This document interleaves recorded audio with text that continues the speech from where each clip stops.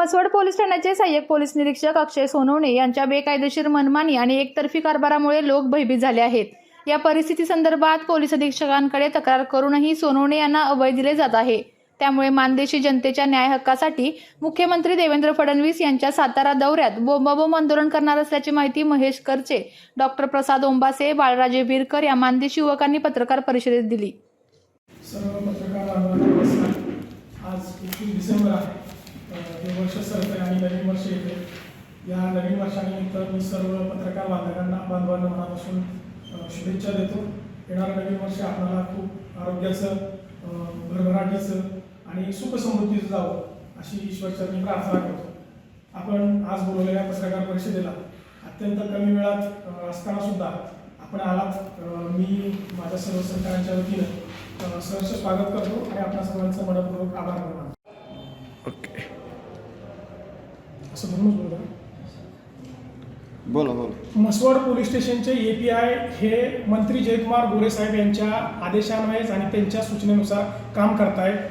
त्या ठिकाणी मसवडमध्ये आणि मसवड परिसरात API अक्षय सोनवणे यांची दहशत आहे। त्या ठिकाणी खोट्या गुन्ह्यांचं रॅकेट चालवलं जात आहे आणि सर्वसामान्य युवक असतील, विरोधी पक्षाचं काम करणारे जे लोक आहेत, जे मंत्री जयकुमार गोरे साहेबांच्या किंवा भाजपच्या विरोधात काम करतायत, त्यांना तिथं खोट्या गुन्ह्यात अडकवलं जातंय, त्यांचा तुषारखरात करू अशा प्रकारची धमकी दिली जाते। आज मानखंडामध्ये प्रचंड दहशतीचं वातावरण आहे। आपण या फोटोत बघू शकता की मंत्री जयकुमार गोरे साहेब हे API अक्षय सोनवणे यांचा वाढदिवस पोलीस स्टेशनमध्ये साजरा करतात। हे कोणत्या नियमात बसतं?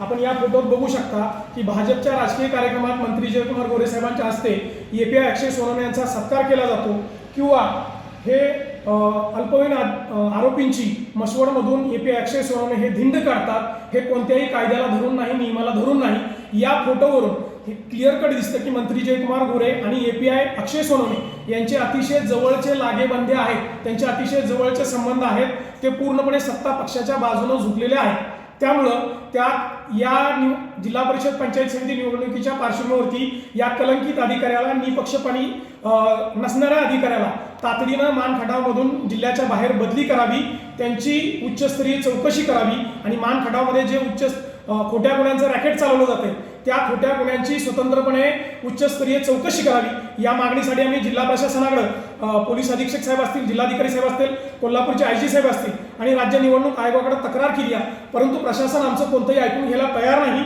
आम्हाला दाद द्यायला तयार नाही। त्यामुळंच 2 दिवसामध्ये महाराष्ट्राचे मुख्यमंत्री माननीय फडणवीस साहेब हे साताऱ्यात येत आहेत। या सगळ्या पार्श्वभूमीवरती जर API अक्षय सोनवणे यांची जिल्ह्याबाहेर बदली केली नाही, त्यांची निष्पक्षपणे चौकशी केली नाही आणि तिथल्या खोट्या गुन्ह्यांच्या रॅकेटच्या संदर्भात स्वतंत्र चौकशी जर केली नाही तर, आणि माननीय मुख्यमंत्र्यांना मी या संदर्भात आम्ही वेळ मागितलेला आहे, तो जर वेळ आम्हाला दिला नाही आमची वेदना मांडण्यासाठी, आमचं दुखणं मांडण्यासाठी, तर माननीय मुख्यमंत्री साहेबांसमोर आम्ही मानखटावचे युवक बोंबाबोंब आंदोलन करणार आहोत। आपल्या तालुक्यातील, जिल्ह्यातील बातम्या सर्वप्रथम पाहण्यासाठी आजच सातारा न्यूजला YouTube चॅनलवर सबस्क्राईब करा, लाईक करा, शेअर करा आणि बेल आयकॉन प्रेस करायला विसरू नका।